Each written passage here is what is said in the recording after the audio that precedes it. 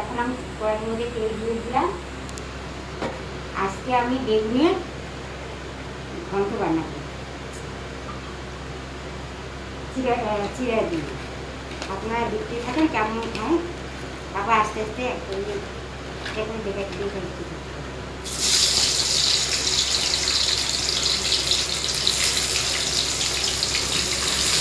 আজকে আমার শাশুড়ি মা চিড়ে আর বেগুনের ঘন্ট বানাবে। আমার ভাজা হয়ে গেলে পরে তারপরে আমি চিড়াটা ভেজে নেব। কিন্তু আমার এদিকে ভাজা হোক, ততক্ষণ আমি এই কড়াইয়ের মধ্যে, লোহার কড়াইয়ের মধ্যে সাদা তেল দিয়ে চিড়াটা ভাজবো, পরে চিড়াটা ফুলে, তাই আমি এই সাদা তেল দিয়ে চিড়াটা ভেজে নেব।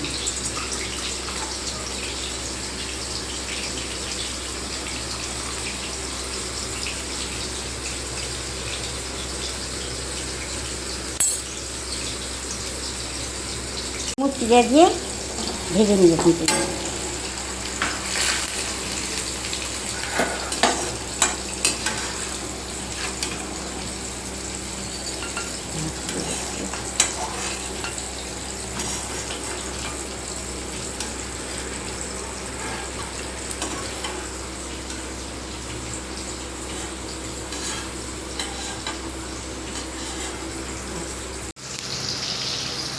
এই রান্নাটা আমি আমার মায়ের কাছে বেগুন দিয়ে চিড়া ঘন্টটা শিখেছি, তাই আজকে আমি এটা রান্না করে আপনাদের বুঝিয়ে দিচ্ছি।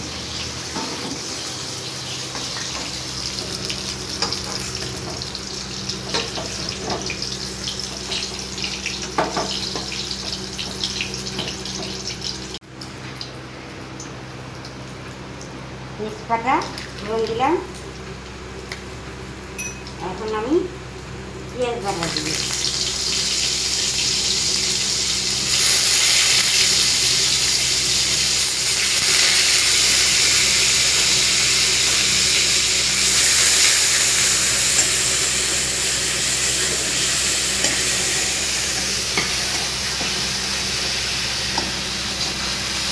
পেঁয়াজটা একটু ভাজা ভাজা করে নিয়ে তারপর আদা দিলাম। এখন আমি সামান্য একটু আদা বাটা দিই।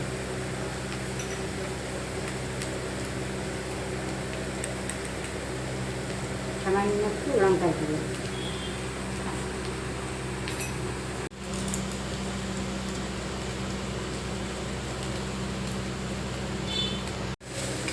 একটু সামান্য লবণ দেওয়ার পর একটু হলুদ দিই।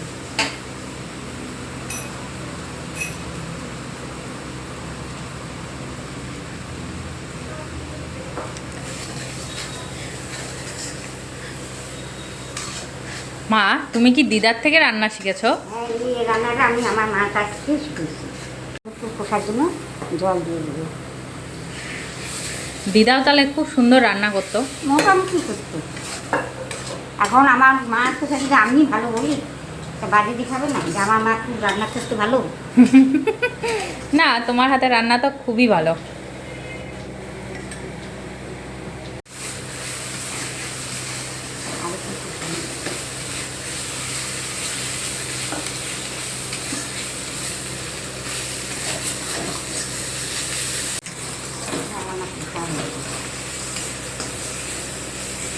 আমার মশলা দিয়ে তুলে থাকছে। এখন আমি সামান্য বেশি জল দেবো না, সামান্য একটু জল দেবো, নাহলে বেগুন ভুলে যাবে।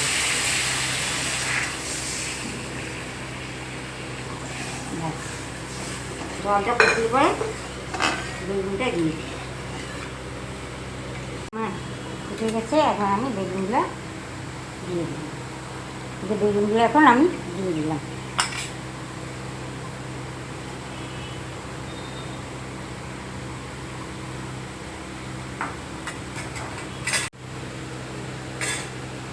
দুটা কাঁচা লঙ্কা দিয়ে দিলাম উপরে।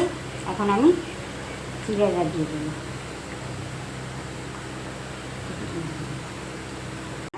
দিয়ে দিলাম।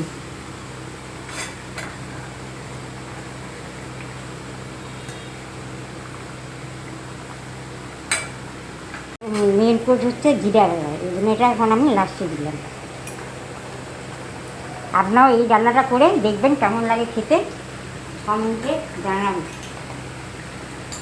আমি নতুন নতুন রান্না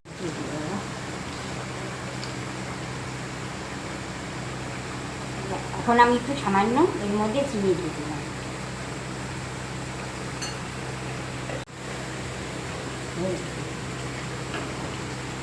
এখন আমি একটু গরম মশলা এর মধ্যে দিয়ে দিলাম।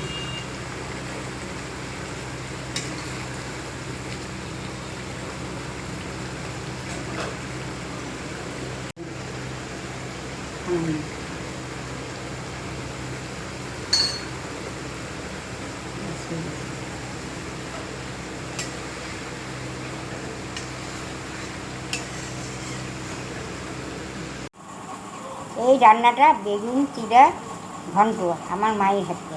আপনারাও এরকম বানিয়ে খেয়ে দেখুন কেমন লাগে, তারপর আমাকে কমেন্টে শেয়ার করে অবশ্যই জানাবেন।